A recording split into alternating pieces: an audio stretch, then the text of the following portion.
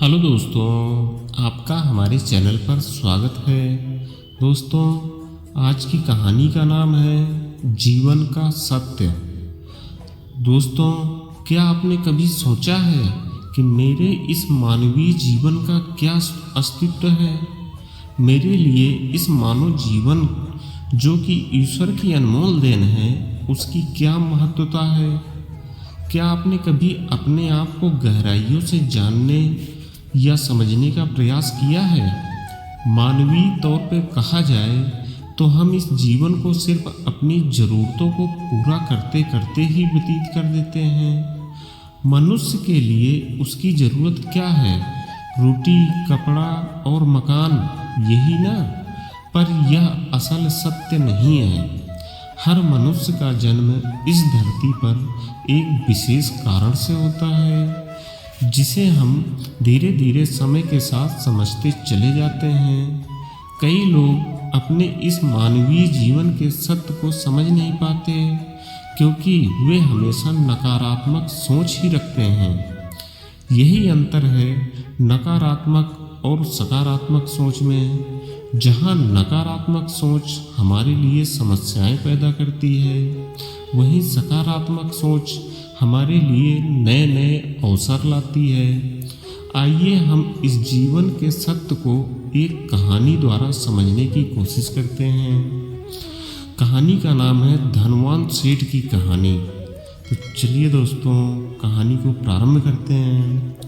एक गांव में एक बड़ा धनवान व्यक्ति रहता था। लोग उसे सेठ धनीराम कहते थे।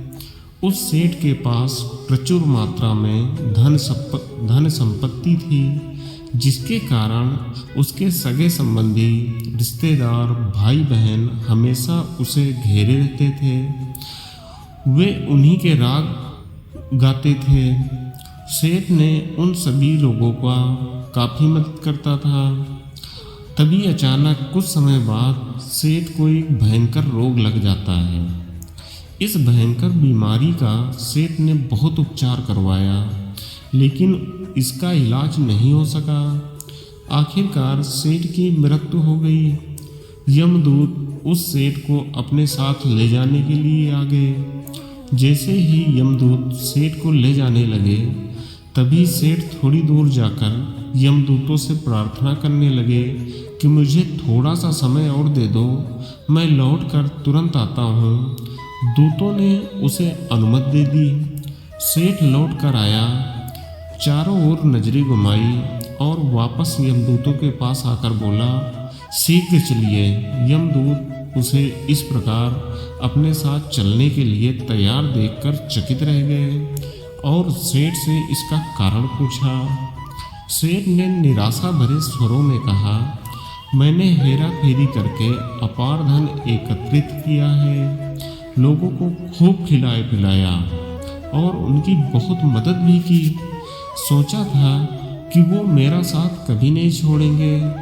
अब जब मैं इस दुनिया को सदा के लिए छोड़े जा रहा हूँ, तो वो सब बदल गए। मेरे लिए दुखी होने के बजाय ये अभी मेरी संपत्ति को बांटने की योजना बनाने लगे हैं। किसी को मेरे लिए जरा भी अफसोस नहीं है। सेठ की बात सुनकर यमदूत बोले, इस संसार में प्राणी अकेला ही आता है और अकेला ही जाता है। इंसान जो भी अच्छा या बुरा कर्म करता है, उसे इसका परिणाम स्वयं ही भुगतना पड़ता है। हर प्राणी इस सत्य को समझाता तो है, पर देर से। दोस्तों, इस कहानी से हमें यही सीख मिलती है कि हम इस बात को अपने जीवन में भी देख रहे हैं। जो लोग जीवन के सत्य को भूलकर मानव द्वारा बनाए गए जाल जैसे लालच, रुपए, पैसा, बुराई आदि तले दब गए हैं, इस जाल को आप 12वीं में इंग्लिश की कहानी द रेड ट्रैप से भी समझ सकते हैं। आप जो भोजन ग्रहण करते हैं, वह पेट में 4 घंटे रहता है। जो वस्त्र पहनते हैं, वह 4 महीने रहता है। लेकिन जो ज्ञान आप हासिल करते हैं, वह आपके अंतिम सांस तक रहता है और संस्कार बनकर आपकी अगली पीढ़ी तक पहुंचता है। ज्ञान का बीज कभी व्यर्थ नहीं जाता। जो है जितना है सफल करते चलो। सफल करने से ही जीवन की सफलता मिलती है। हर व्यक्ति को सकारात्मक तरीके से देखो, सुनो, समझो। हम जितना ज़्यादा पढ़ते हैं, सुनते हैं, समझते हैं, हमें अपनी कमियों का उतना ही ज़्यादा एहसास होता है और इसी कमी को दूर करके हम सफलता की मंजिल की ओर अपने कदम बढ़ाते जाते हैं। क्या लेकर आया था जो क्या लेकर जाएगा।